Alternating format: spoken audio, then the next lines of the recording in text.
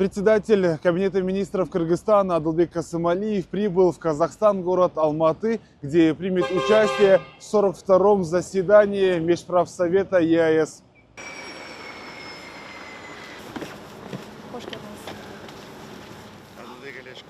Поздравляю вас. Очень приятно видеть.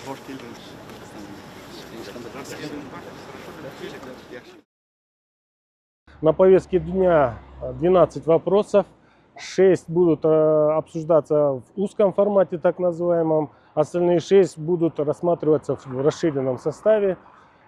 Если остановиться на тематиках, то это вопросы укрепления торговли, взаимной торговли внутри Союза.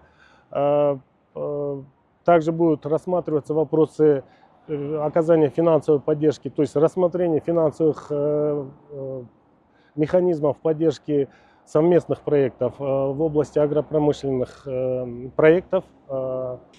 Программа заседаний рассчитана на 2 дня. В первый день Адылбек Касымалиев встретится с премьер-министром Казахстана и Беларуси. Далее стороны направятся на заседание в узком формате. Малик Аюпов, Джакшылык Исаков, ЛТР, Алматы.